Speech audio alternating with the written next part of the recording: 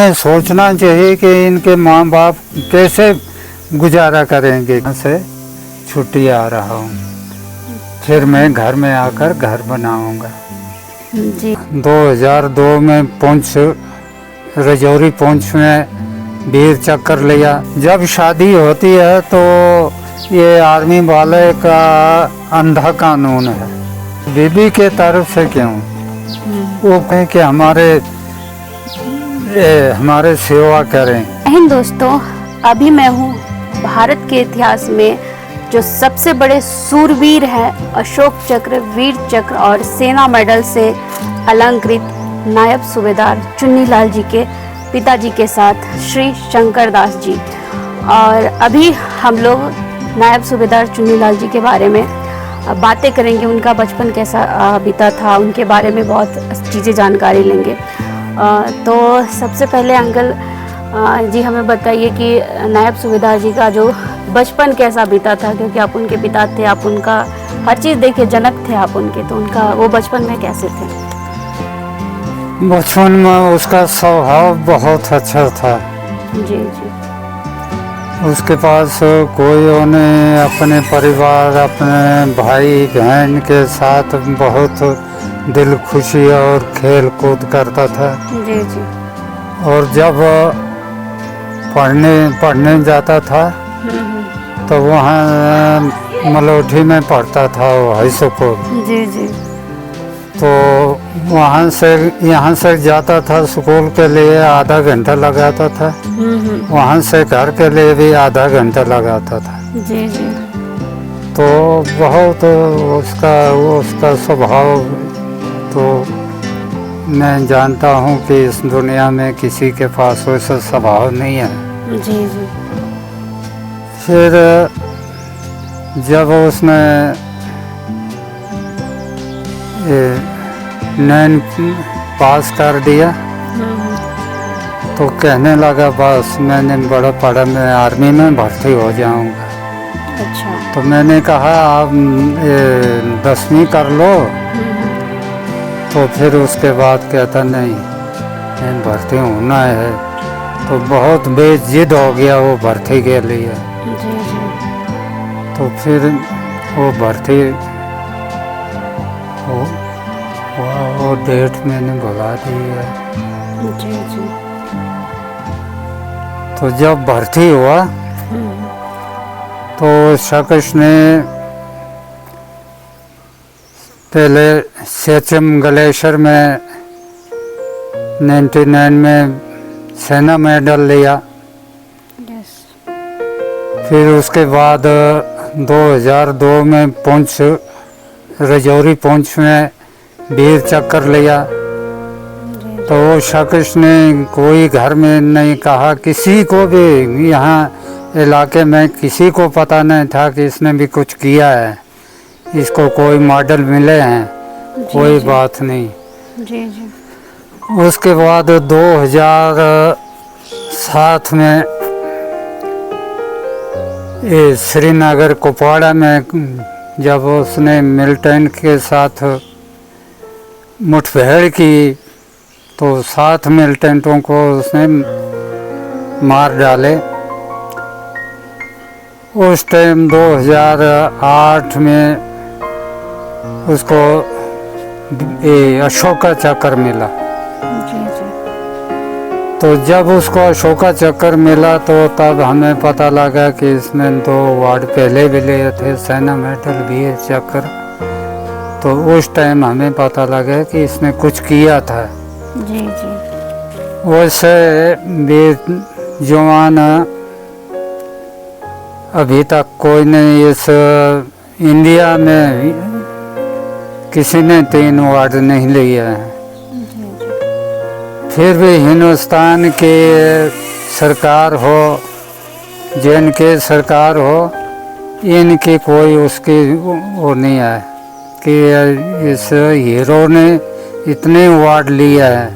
और इनके परिवार कैसा है, क्या करते हैं, तो पता नहीं लेते हैं ये।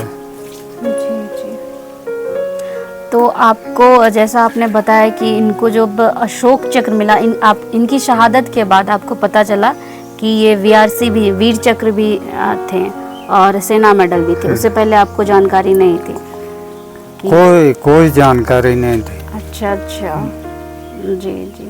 तो उनके कुछ बचपन में, मतलब बचपन के कोई फ्रेंड है उनके जो सबसे जिगरी दोस्त सबके होते हैं?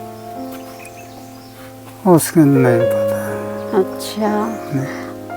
और वो जब छोटे थे तो मतलब क्या कहते थे घर में, जैसे स्कूल से आते थे तो आप लोगों ने उनके साथ वक्त व्यतीत किया हुआ है, तो वो उस वक्त क्या कहते थे कि भाई, वो 9th के बाद ही डिसाइड किए कि भारतीय सेना में जाना है, मतलब 9th के बाद ही सोचे वो भारतीय सेना में, कि बचपन में ही सोच लिए थे कि उन्हें नहीं भारतीय सेना में ही नहीं, जाना है? जब वे 9th में पास हो गया उसके बाद। अच्छा। हाँ, उसके बाद उसने कहा कि नहीं, मैं भर्ती हो जाऊंगा। अच्छा अच्छा। तो वो किसको देख के भारतीय सेना में सोचे थे कि भाई मुझे भारतीय सेना में ही जाना है? उसको अपना ये दिल का जुनून था कि मैं दूसरे नौकरी नहीं करूंगा, मैं भर्ती हो जाऊंगा फौज में। जी जी। हाँ। जी जी। और जब वो ड्यूटी करते थे, वो उनकी सर्विस कितने साल की थी? टोटल कितने साल ड्यूटी किए हुए थे? इस पर लिखा है, जब अच्छा, भर्ती हुआ है तो लिखा है। जी जी। तो ये नायब सूबेदार जी का एक छोटी सी मैगजीन टाइप की किताब है जिसके बारे में सब कुछ इन्फॉर्मेशंस दिया गया है यहाँ पे। जी। अच्छा, इनका Limca book of the world record in 2008 में भी है। लिम्का बुक वर्ल्ड रिकॉर्ड भी है इनके नाम से। ये तो बाहर दो बार गया, 2 अवार्ड मिले हैं बाहर। जी जी।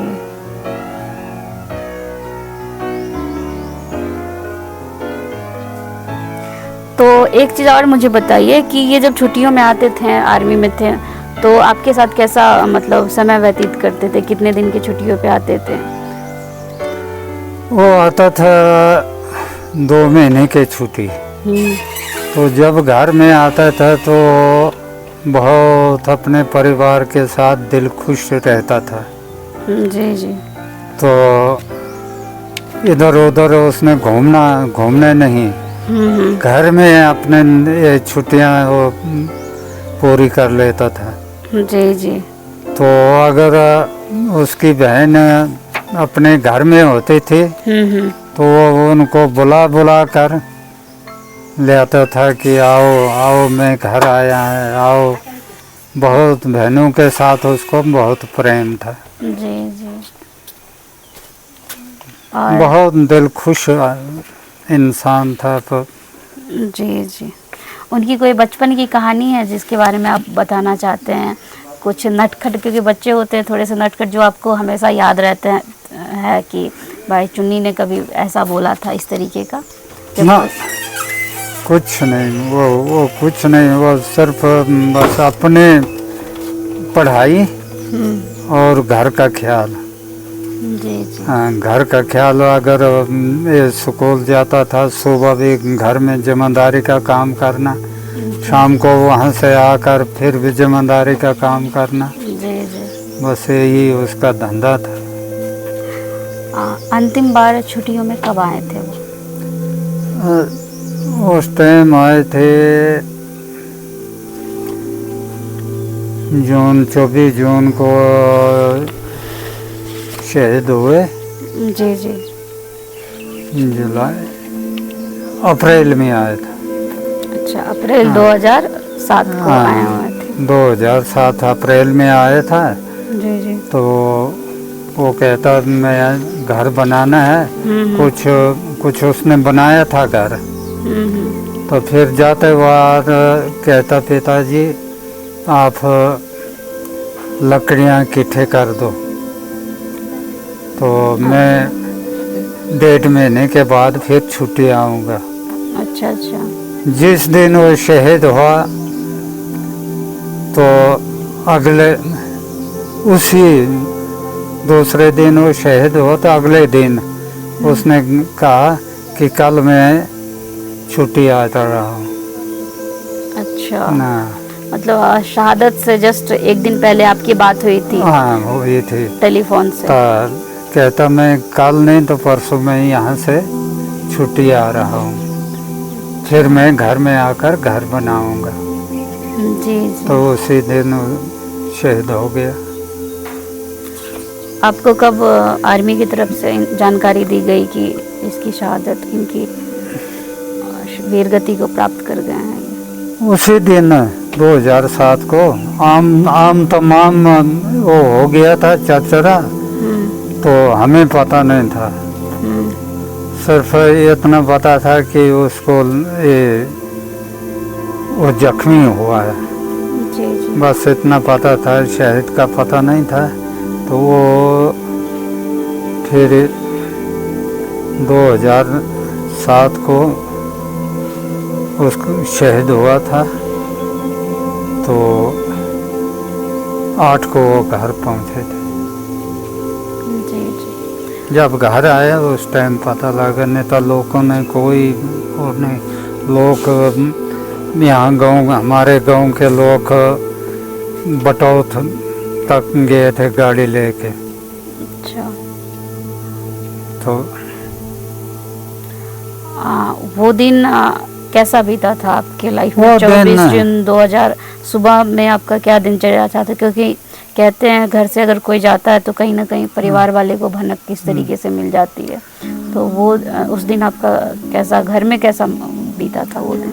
नहीं, घर में भी अगर कांड हो जाता है तो घर का माहौल भी, जो दिल होता है ये बहुत टेंशन में होता है कि क्या पता क्या हो गया, क्यों दिल खराब है। जी जी। तो उस वक्त वो टेलीफोन रखते थे? 2007 में शायद आ गई थी टेली, छोटी वाली मोबाइल आ हाँ, गई थी, हाँ, तो हाँ, वो रखते थे? रखते थे। जी जी। वो मोबाइल्स वगैरह हैं हाँ। मेमोरीज में अभी? अभी भी है वो।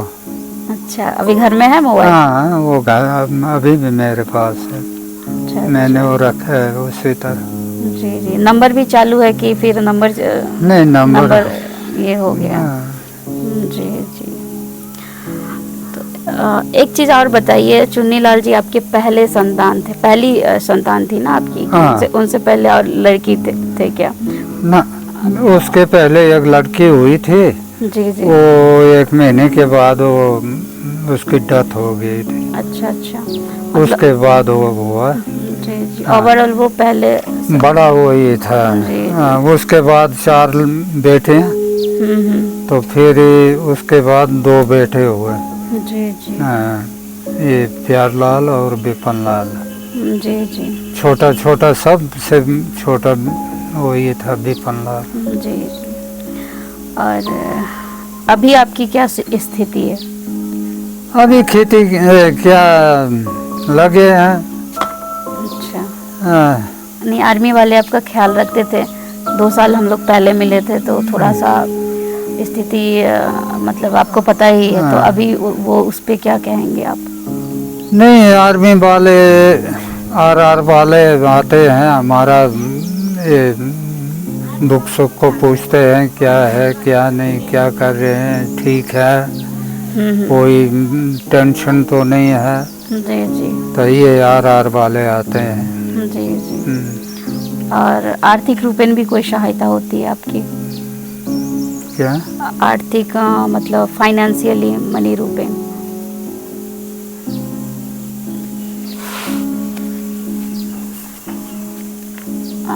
कहने का मतलब हम लोग जब दिल्ली में मिले थे तो मेनली हमारा मुख्य मुद्दा था कि शहीद के पेरेंट्स को नहीं दिया जाता है पेंशन, उसके गुजारा सर्वाइवल के लिए।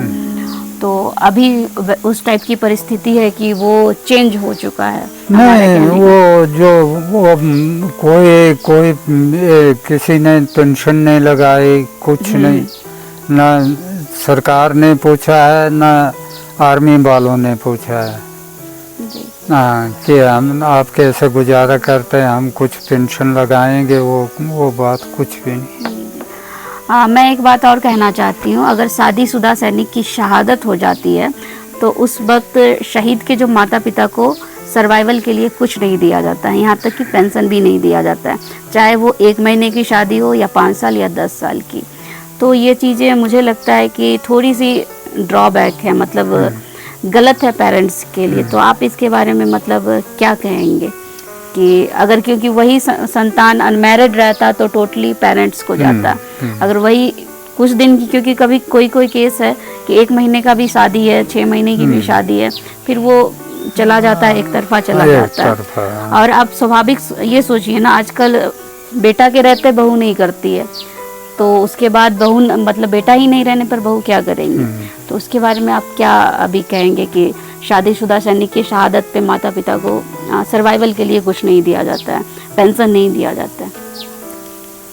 वही ना, नव ये बच्चे को पालते हैं, फिर पढ़ाते हैं। किस लिए पढ़ाते हैं? कि हमारे सेवा करें जी हैं, बुढ़ापे पर हमारा सेवा करें। जी जी।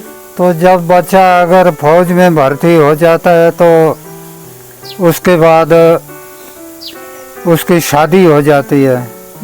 जब शादी होती है तो ये आर्मी वाले का अंधा कानून है जी। क्योंकि ये जब शादी हो गई तो माँ बाप उसके कहाँ है माँ बाप, कोई रिकॉर्ड में माँ बाप नहीं, किसी में माँ बाप नहीं, एक बीवी होती है। जी तो माँ बाप तो अलग हो जाते हैं, उनका कोई उसमें वो नहीं है। तो जब अगर वैसा सरकार के पास या आर्मी वालों के पास वही कानून है तो उन्होंने सोचना चाहिए कि इनके माँ बाप कैसे गुजारा करेंगे, क्या करेंगे। जी। तो उनको थोड़ा पेंशन या कोई सहायता देनी उनका फर्ज है। जी जी। यही बोलना चाहता है मैं। जी जी। और एक चीज़ और मैं बताती हूँ कि जैसे सैनिक की शहादत हो जाती है तो वाइफ को वीर नारी कार्ड मिलता है कि आप दिखा के उसको यूनिट में जाके कि भाई हम इनकी फलाने की वीर नारी है। पर माता पिता के पास ऐसा कोई प्रूफ ही नहीं होता है कि ये सिपाही चुन्नीलाल, ये नायब सूबेदार चुन्नीलाल के पिताजी हैं। आपके पास कोई प्रूफ नहीं होगा इस तरीके का डॉक्यूमेंट्स में कि आर्मी वालों की तरफ से आपके पास तो कार्ड नहीं दिया होगा कुछ नहीं, कोई कि आप इनके माता पिता हैं ना, कोई क्योंकि बहुत सारे केस में पेरेंट्स के पास कोई डॉक्यूमेंट्स नहीं रहती है। अभी जैसे हम लोग कानपुर गए हुए थे, कानपुर में भी सेम सिचुएशन था। डॉक्यूमेंट्स तो डायरेक्टली वाइफ को दिया जाता है ना, हर चीज उनके नाम पे इशू होती है। जी जी। तो मैं मतलब यही कहना चाहती हूँ, माँ बाप ही एक हष्ट पुष्ट जो स्वस्थ बच्चे को जवान करते हैं तो ही ये इंडियन आर्मी लेते हैं, भारतीय सेना लेते हैं। वाइफ नहीं उसे तैयार करती है आर्मी के लिए। और 6 महीने साल भर की जो मैरिज रहती है तो उस पे आप मतलब एक तरफा हो जाता है ना वो डिसीजन। और देते भी है 30% देते भी हैं तो वो वाइफ के थ्रू आता है।